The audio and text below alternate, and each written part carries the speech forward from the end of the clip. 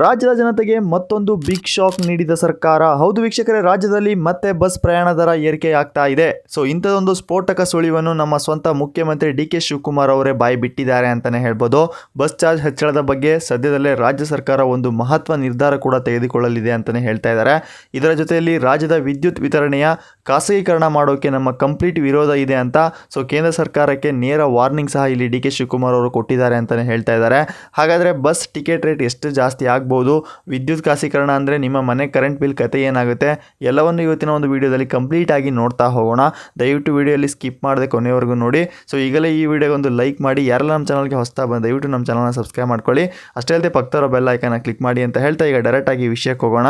ಈಗ ಮೊದಲನೇದಾಗಿ ವಿಷಯಕ್ಕೆ ಬರೋದಾದ್ರೆ, ರಾಜ್ಯದಲ್ಲಿ ಬಸ್ ಪ್ರಯಾಣ ದರ ಏರಿಕೆ ಯಾಕೆ ಮಾಡಬೇಕಾದ ಪರಿಸ್ಥಿತಿ ಬಂದಿದೆ ಅಂದರೆ, ಸದ್ಯ ಸಾರಿಗೆ ಸಂಸ್ಥೆಗಳಾದ KSRTC, BMTC, NUWKRTC ಸಂಸ್ಥೆಗಳು ತೀವ್ರ ಆರ್ಥಿಕ ಸಂಕಷ್ಟ ಎದುರಿಸ್ತಾ ಇದ್ದಾವೆ ಅಂತಲೇ ಹೇಳ್ತಾ ಇದ್ದಾರೆ.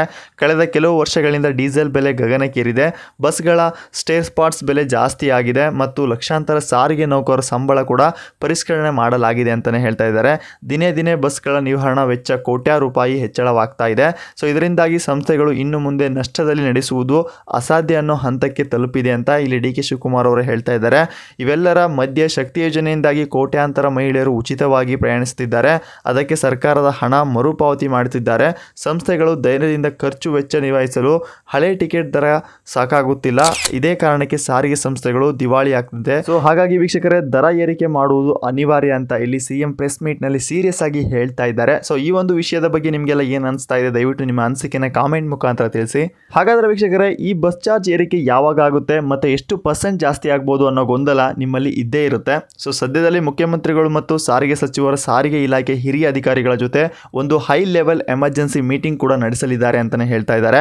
ಸೊ ಈ ಮೀಟಿಂಗ್ ನಲ್ಲಿ ಎಷ್ಟು ರೇಟ್ ಜಾಸ್ತಿ ಮಾಡಬೇಕು ಅನ್ನೋದನ್ನ ಕಂಪ್ಲೀಟ್ ಪ್ರೊಸೆಸರ್ ರೆಡಿಯಾಗಲಿದೆ ಅಂತಲೇ ಹೇಳಿದ್ದಾರೆ. ಒಳಗಿನ ಮೂಲಗಳ ಪ್ರಕಾರ ಕನಿಷ್ಠ ಶೇಕಡ 10 ರಿಂದ 15 ರೂಪಾಯಿ ದರ ಏರಿಕೆ ಆಗುವ ಸಾಧ್ಯತೆ ದಟ್ಟವಾಗಿದೆ ಅಂತಲೂ ಹೇಳ್ಬೋದು. ಸೊ ಅಂದರೆ ಇಲ್ಲಿ ಒಂದು ಟಿಕೆಟ್ನ ದರ 10 ರಿಂದ 15 ರೂಪಾಯಿ ಏರಿಕೆ ಆಗುವಂಥ ಚಾನ್ಸಸ್ ಇದೆ ಅಂತಲೇ ಹೇಳ್ತಾ ಇದ್ದಾರೆ. ಆದರೆ ನೀವು ಈ ದಿನ ಓಡಾಡುವ ರೂಟ್ಗಳ ಟಿಕೆಟ್ ಬೆಲೆ 5 ರಿಂದ 20 ರೂಪಾಯಿವರೆಗೆ ಹೆಚ್ಚಳ ಆಗ್ಬೋದು ಅಂತಲೂ ಹೇಳ್ತಾ ಇದ್ದಾರೆ. ಇನ್ನು ಕೆಲವೇ ದಿನಗಳಲ್ಲಿ ಹೊಸ ದರದ ಅಧಿಕೃತ ಪಟ್ಟಿಯು ಕೂಡ ಸರ್ಕಾರ ಬಿಡುಗಡೆ ಮಾಡಲಿದೆ ಅನ್ನೋ ಒಂದು ಮಾಹಿತಿ ಕೂಡ ಸಿಗ್ತಾ ಇದೆ ಅಂತಲೇ ಹೇಳ್ಬೋದು. ಸೊ ಹಾಗಿದ್ರೆ ನಿಮ್ಮ ಪ್ರಕಾರ ಈ ಒಂದು ಹೆಚ್ಚಳ ಸರಿ ಇದೆಯಾ ಇಲ್ವಾ? ಈಗ ನೀವು ನಿಮ್ಮ ಒಂದು ಊರಿನ 1 ಕಿಲೋಮೀಟರ್ ದೂರಕ್ಕೆ ಎಷ್ಟು ಹಣ ಕೊಟ್ಟು ನೀವು ಬಸ್ನಲ್ಲಿ ಹೋಗ್ತಾ ಇದ್ದೀರಾ? ದಯವಿಟ್ಟು ಆ ಒಂದು ಹಣದ ಲೀಸ್ಟನ್ನು ದಯವಿಟ್ಟು ಕಾಮೆಂಟ್ ಮುಖಾಂತರ ತಿಳಿಸ್ಬೋದು. ಇನ್ನು ಎರಡನೇ ಸುದ್ದಿ ನೋಡೋದಾದ್ರೆ, ವಿದ್ಯುತ್ ಖಾಸಗೀಕರಣ ಬಗ್ಗೆ ಈಗ ಸರ್ಕಾರ ಒಂದು ಬಿಗ್ ಅಪ್ಡೇಟ್ ಕೊಟ್ಟಿದೆ ಅಂತಾನೆ ಹೇಳ್ಬೋದು. ಸೊ ಅದು ಏನಪ್ಪಾ ಅಂದ್ರೆ, ಕೇಂದ್ರ ಸರ್ಕಾರ ದೇಶಾದ್ಯಂತ ವಿದ್ಯುತ್ ವಿತರಣಾ ವಲಯದ ಖಾಸಗಿ ಕಂಪನಿಗಳಿಗೆ ಅಂದ್ರೆ ಪ್ರೈವೇಟ್ ಸ್ಟೇಷನ್ ಮಾಡಲು ಒಂದು ದೊಡ್ಡ ಪ್ಲಾನ್ ಕೂಡ ಮಾಡಿದ್ರು ಅಂತಾನೆ ಹೇಳ್ಬೋದು. ಆದರೆ ಇದಕ್ಕೆ ನಮ್ಮ ಕರ್ನಾಟಕ ಸರ್ಕಾರ ಕಂಪ್ಲೀಟ್ ಆಗಿ ಬ್ರೇಕ್ ಹಾಕಿದೆ ಅಂತಾನೆ ಹೇಳ್ಬೋದು.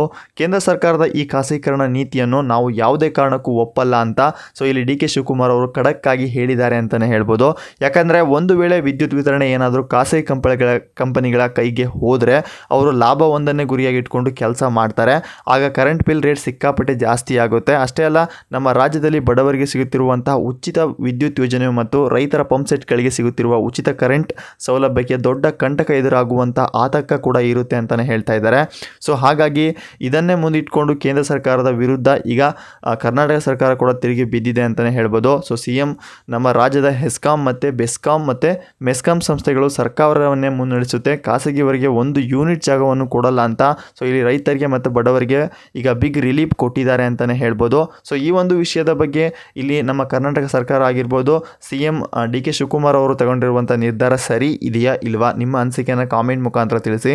ನೋಡಿದ್ರಲ್ಲ ವೀಕ್ಷಕರೇ, ಕರ್ನಾಟಕ ಸರ್ಕಾರದ ಇವೆರಡು ಬಿಗ್ ಡಿಸಿಷನ್ ಬಗ್ಗೆ ನಿಮ್ಮ ಅನಿಸಿಕೆ ಏನು? ಒಂದು ಕಡೆ ಕರೆಂಟ್ ಖಾಸಗೀಕರಣ ಮಾಡಲ್ಲ ಅಂತ ಬಡವರು ಮತ್ತು ರೈತರು ಉಳಿಸೋಕೆ ಸರ್ಕಾರ ಒಂದು ಪ್ಲಾನ್ ಮಾಡಿದೆ.